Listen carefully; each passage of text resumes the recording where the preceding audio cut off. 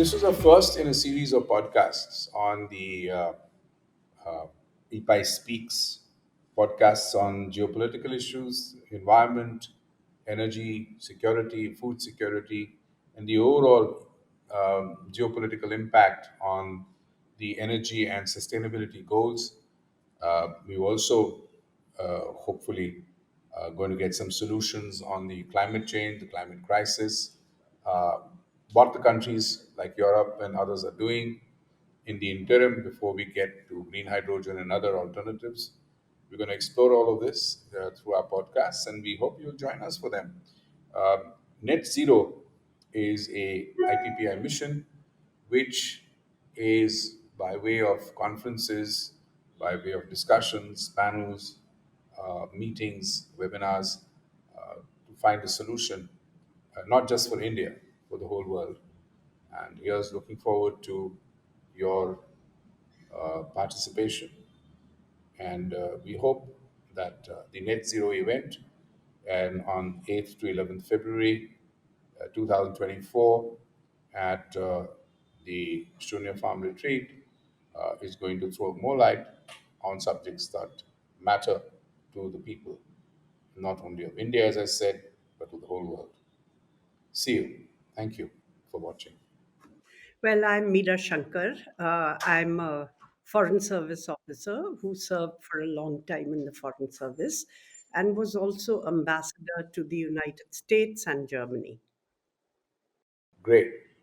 So, Miraji, getting to today's subject, we are basically going to look at how the geopolitics and the tectonic shifts that are taking place in the world of geopolitics, and its ultimate impact on decisions and policy making with regard to energy, with regard to environment, and also situations like food security. So, may I request you to start off on what are your thoughts on the latest situation? We discussed this a year ago during the earlier event of IPPI, where you had given us your thoughts on the Ukraine Russia conflict and its likely impact. But since then, I think we moved ahead. We've had these string of, if I can call it, agreements or understandings. Of course, you have the Saudi-Israeli relationship, the UAE relationship with Israel. This is before the Hamas situation, and of course, the new alliance, if I may call it that, between Iran and Saudi Arabia, apparently curated by China. Just give us a brief this thing on what's been happening in the last almost 1 year. Well, firstly, I think I will cover some broad trends, if you will. One is that the relationship between the great powers is far more fraught and competitive than it has been. Uh, Post the collapse of the Soviet Union, there was a period where the relationship between the US, Europe, China, and Russia was on a more even keel.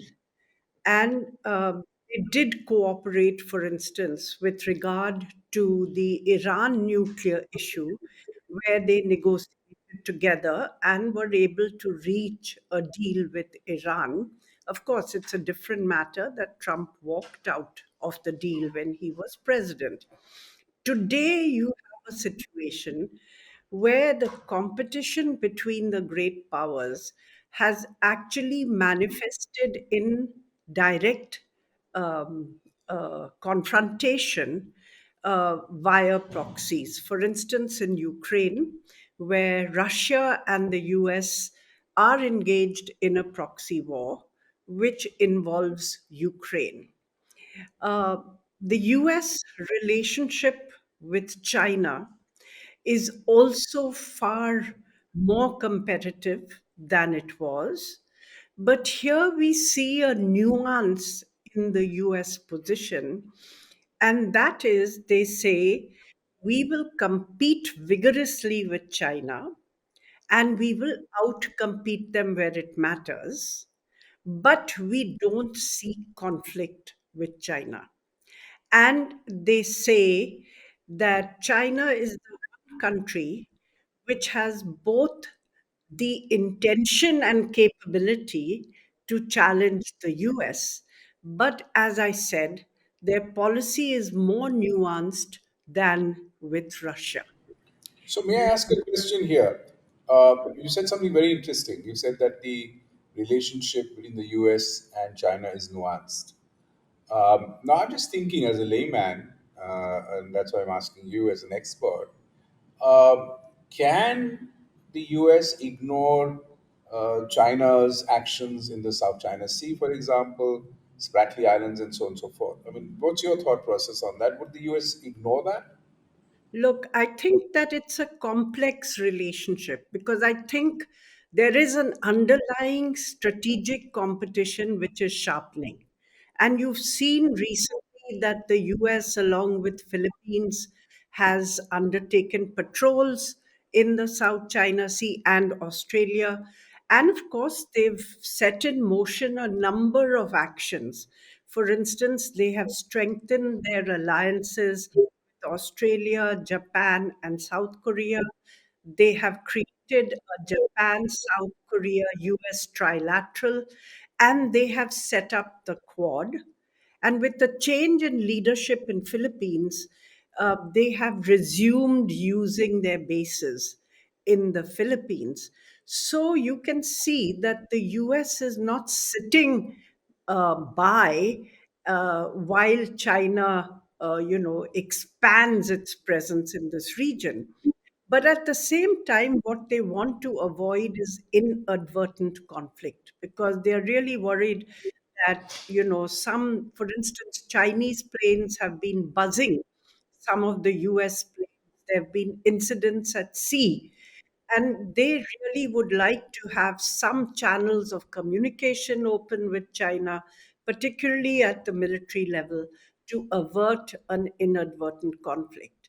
Now, let's also look at the fact that they are overextended in a sense because they are already engaged in in assisting Ukraine, where they are providing huge amounts of military and financial assistance, and now they are involved in providing assistance to Israel and patrolling the Mediterranean.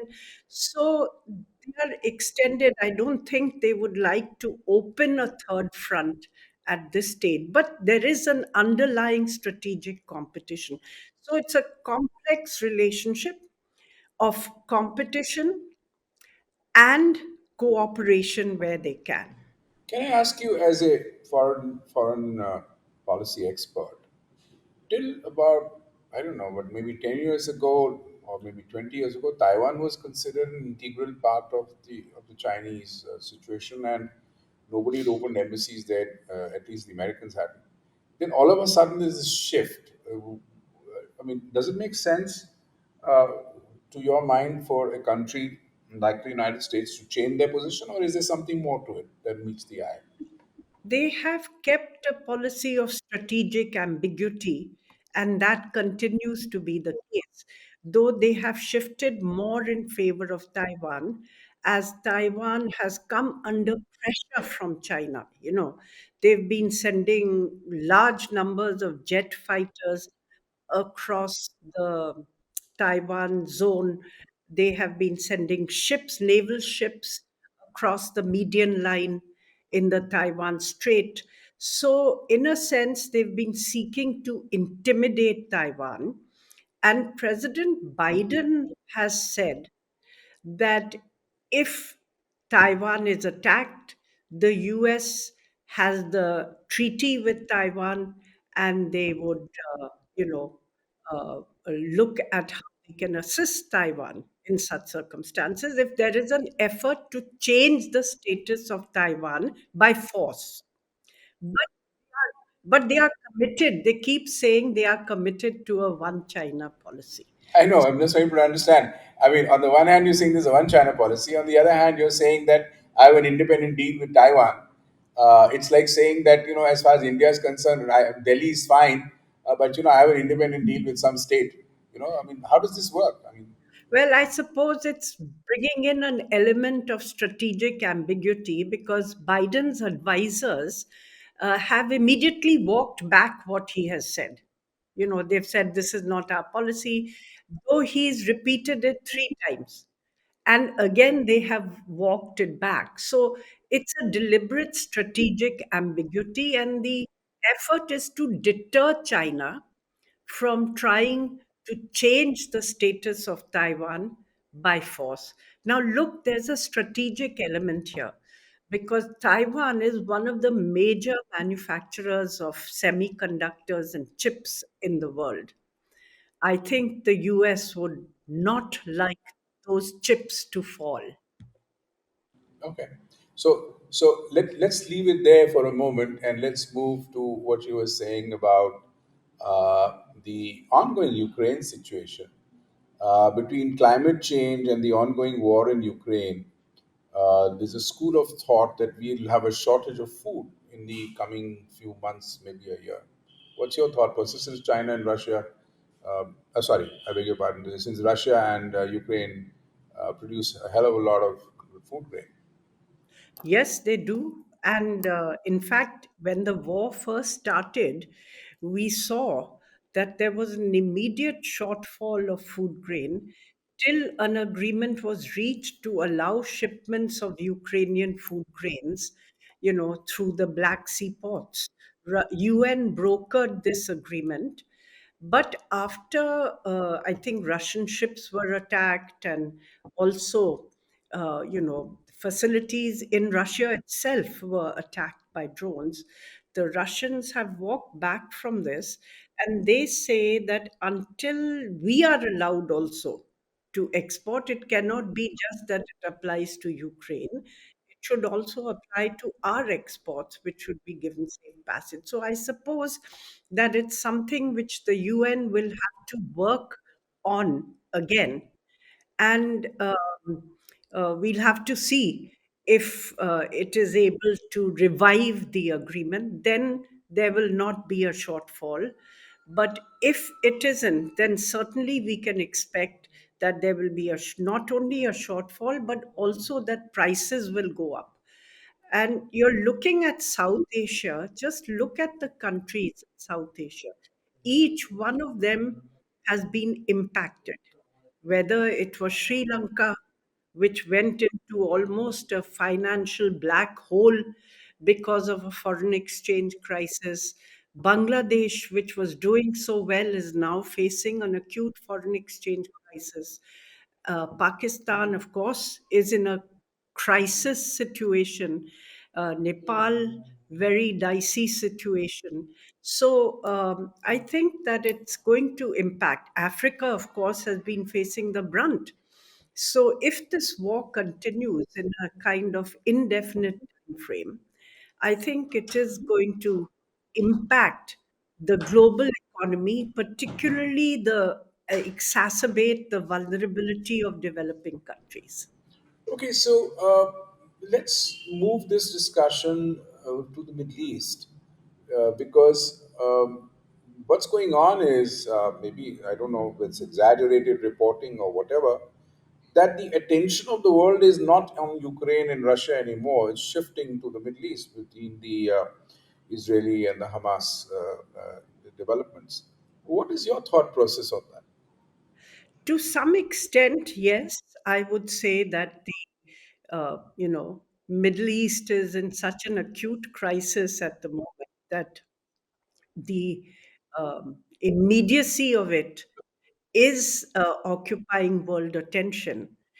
Whereas the Russia Ukraine conflict has been going on for some time and there's a kind of slog, and winter is coming, so I suppose operations on both sides will be in a bit of a lull period given that the ground will be frozen.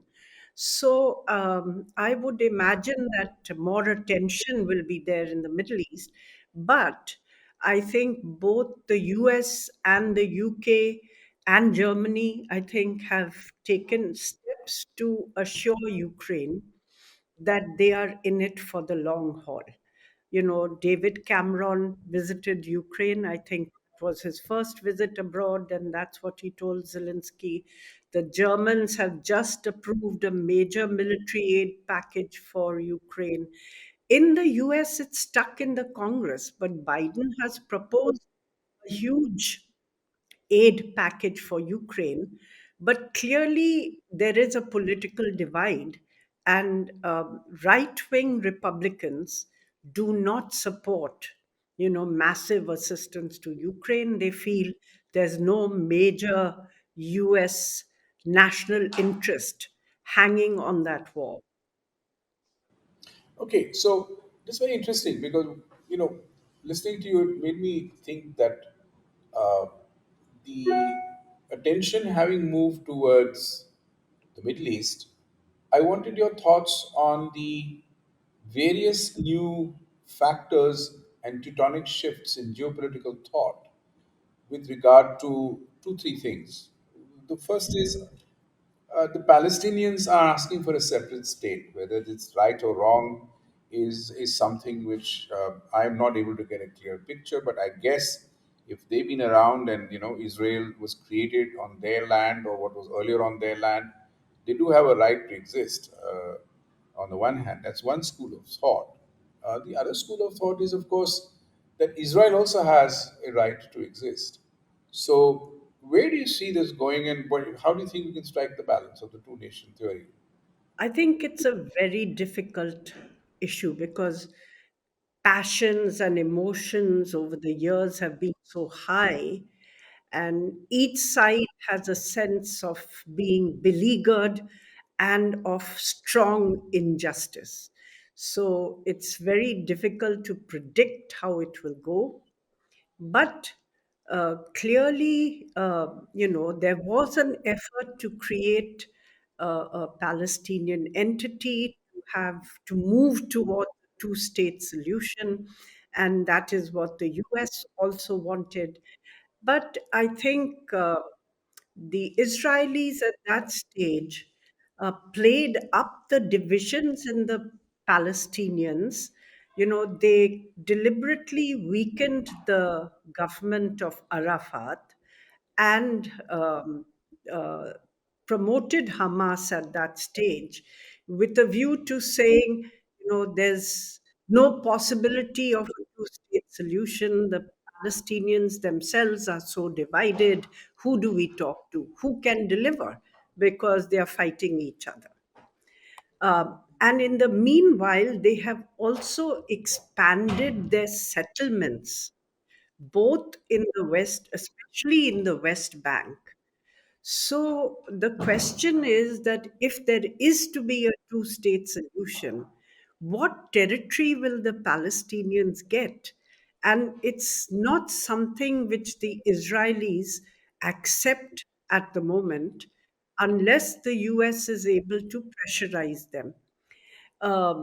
The Israeli polity has moved to the right and extreme right in recent years with the immigration of Jews from East Europe and Russia. And you see that reflected right now in Netanyahu's cabinet, where he's dependent on ultra right parties who were even opposed to the hostage exchange. In fact, there was some delay in finalizing it because within his own cabinet, there were people who were opposed to even a hostage exchange. And within Israel, there are some voices, including in their strategic establishment, which talk of a one state, Israeli state, all the way to the Mediterranean, and the Palestinians being pushed out of Gaza into the Sinai in Egypt. So, I mean, I'm not saying that this is policy, but what I'm saying is that these ideas are in the air. So it's a toss up how any possible negotiations may go. And right now, we are still far from any negotiations on a longer term solution. Right now, the Israelis have said they will continue their military action in Gaza till such time as Hamas is eliminated. So whether they actually do it or not remains to be seen. And then they have said that in the meanwhile, Israeli security forces will be there in Gaza to provide security. So we don't for the Gazans from, well, I suppose law and order, but the Palestinians would really say that it's providing security, it's making their existence very precarious. Which brings me to the next question, Miraji. Even if two nation theory is approved by all sides, what is stopping the conflict from coming back again between two nations? I suppose, if both sides are able to pull back and create a different narrative, I think that would be really important because in this realm of ideas, both sides are locked into this implacable kind of hostility. So they have to create a different narrative. Because for Israel also, ultimate security will come only if they have a settled neighbor. Yeah, because from what I'm just going from what I read in the newspapers and others, not a single Arab state is willing to take the Palestinians on board. Yes, because they are worried about radicalization of their polity. And also, they see why should as it is, 700,000 Palestinians were pushed out of their land during the Nakba. And now they are worried that if they accept refugees, it will become permanent, like happened during the Nakba, that they will not be able to return. Can you explain this phrase you use, Nakba? What does it mean? It's like, the disaster. That's what it means. And that's what the Palestinians call it. When they were initially pushed out of Palestine, and about 700,000 of them. So they call it the Nakba. And they are still in refugee camps, in Lebanon, in Jordan, and none of the countries would be willing to accept again that Israel can just expel the population and that they must, somehow cope with it. So, are we talking about two nation or a three nation? Because you have Gaza on the another side geographically and the West Bank on the other. So, do you think that Gaza will be evacuated and they'll all move to the West Bank, or how do you see this working? There's not enough space, I suppose. No, I think the Gazans now have made up their minds to stay put. They are not leaving, because they think that if they leave, there will be, no return. So they are staying put, they are moving within Gaza. But the question would be, could you really have these two, geographically dislocated entities? Edward Said had first written on the Oslo Accords and basically, said that it's a travesty because it's not, doesn't even have the possibility of a coherent state since you have two geographically dislocated entities which are not connected. So that's what I was saying. A viable state may involve, some territorial concessions from Israel in return for security guarantees and peace. So it's going to be a very, very difficult proposition. Well, I appreciate what you said, and that's been a very good learning on what you said on this crisis. Of course, there's we can go on for hours and hours discussing it. But I just thought that I'd get your thoughts on how do you see the Qataris and the Saudis and the UAE guys reacting to, in a sense, getting aligned to the thought process of what the Iranians were pushing indirectly, as you rightly said. And is there a homogeneous kind of getting together of all these guys in the Middle East? Do you see that happening? I think one of the major shifts that we've seen in recent years is the fact that Israel achieved much greater acceptance and recognition in the Middle East, through the Abraham Accords. Uh, Egypt already had a separate agreement, so did Jordan have a separate agreement with Israel. But under the Abraham Accords, you had, the UAE and Bahrain also reach agreements with Israel. And it was widely believed that Saudi Arabia would be next in the line. I mean, that there was a possibility because there were exchanges, aircraft, Israeli aircraft being allowed to land in Saudi Arabia, and there were signals. And this India, Middle East, Europe corridor, in a sense, incorporated both Israel and Saudi Arabia. Uh, but this action by Hamas, in a sense, will, will delay this process. I don't say it will stall it completely. The possibility of it being resumed at some stage, I think, is open, but not in the immediate future because they're all worried about the way the you know bombardment of the Palestinians, the civilian deaths, very harrowing images, impact the Arab street. They fear radicalization of opinion in their countries unless they are seen as being at least diplomatically active, uh, you know, on behalf of the Palestinians. Interesting, because but there's another thought which I read about a few weeks back, saying that where are the Arabs when 400,000 guys in Yemen were slaughtered, etc., etc. Yes, that's the Israeli uh, very effective information machine at work.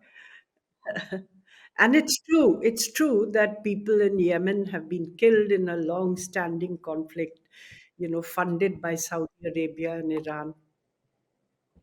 Tell me, is there any truth to the fact that there's an alternative to the Suez Canal being planned? Have you heard anything like this?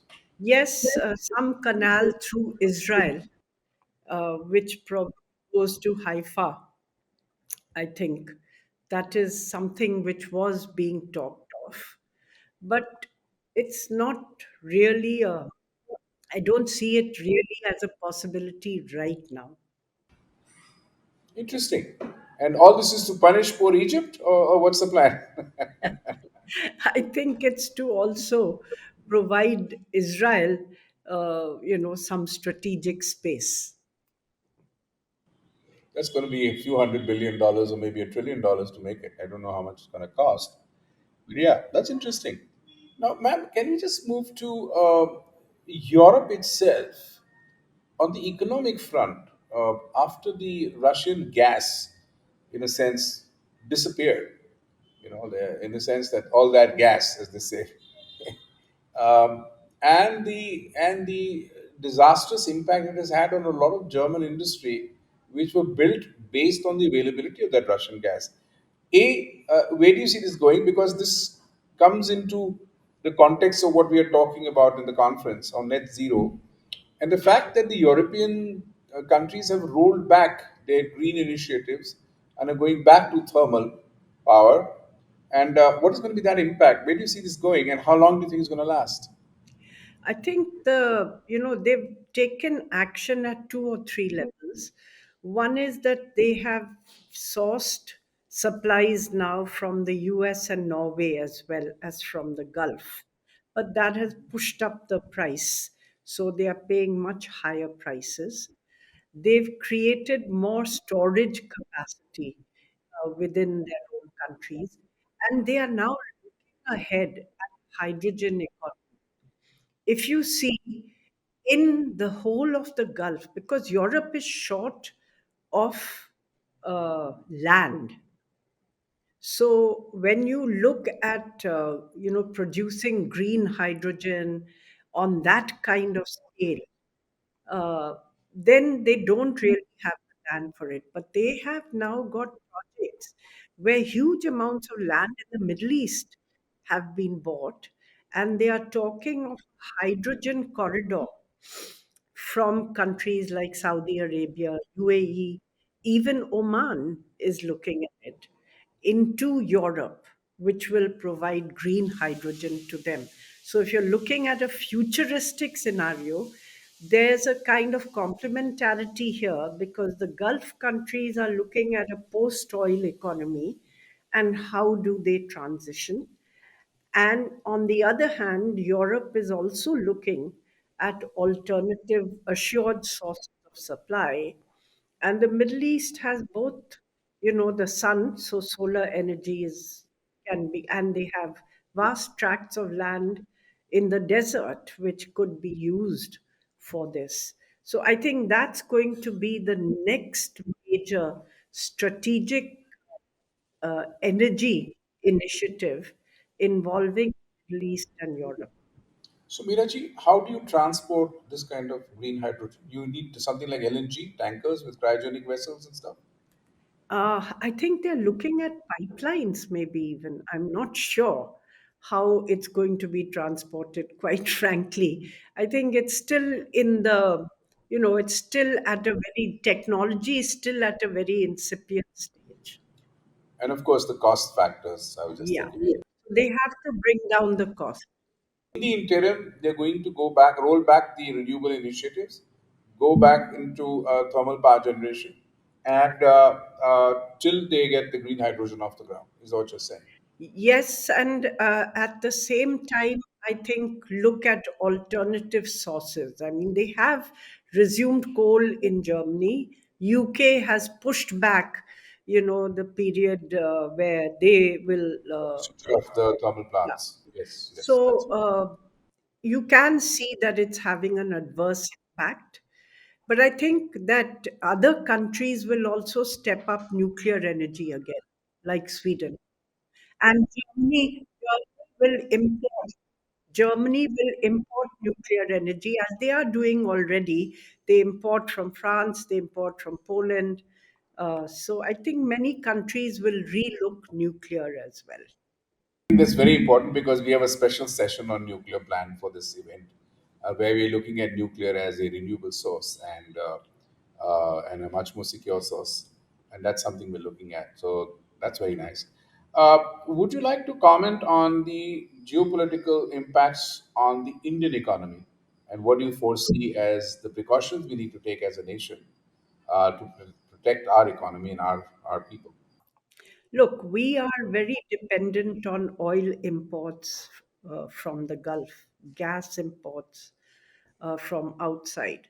So I think we have to keep a watch on energy prices and step up both our solar and wind energy programs as well as nuclear, because that can be a stabilizing, base load for these renewable energy, which is still intermittent, and at the same time step up research into storage, batteries. I think these are going to be essential if you want to expand. I think they are looking also at pump storage. The government has issued a tender and invited bids for pump storage, but that takes time to build. So expansion is not going to be so fast. Yeah, so I mean, also you need water, which Yes, brings me to the yes. last leg of the series that I'm looking at. In Karnataka, for example, this year the monsoon failed, and there's a big fight going on between Karnataka and Tamil Nadu on the Kaveri water sharing issue. Uh, Pump storage and hydro works if there's water, but what if there's no water or not enough water? Well, that's certainly an issue. So it can be, unreliable. And also the Teri, sorry, I beg your pardon, not Teri, the Tista project, where the entire power plant and everything got washed away because of the geopolitical, not geopolitical, the impact of on environment. Yeah. Uh, and so a I 1200 would megawatt. say here that not in the Himalayas, not in the north and in the Himalayas, because that's very fragile ecology. But you have many areas in middle of India and southwards where pump storage could be a possibility and which would be more stable. And I think that is what needs to be explored, certainly not in the Himalayas. What is the reason why our nuclear power plants are not taking off? Even though we signed the nuclear deal in 2008 with the Americans, we signed it with the French and the Russian. Is it connected with the this unlimited liability implication of the Supreme Court pursuant to the Bhopal gas tragedy? I just wanted your thoughts on that. Yes, I think for the US, this was a kind of a deal breaker. But then I think the government had found some way of working around it. But the negotiations on the US side, I know, got stuck over a first because Westinghouse had sold its nuclear business to Toshiba, and I think GE had sold their nuclear business to Hitachi. So you needed an agreement with Japan, and that itself took some time. And then I think it was found very, very expensive. At the end of the day, nobody will buy energy if it is 4 or 5 times the cost of energy available from other sources. So that is really with the commercial negotiations couldn't go forward because by then, after Fukushima, safety aspects had been enhanced, raising the cost of nuclear. You've seen even in Finland, the plant that France was building, there were endless time and cost overruns because of this.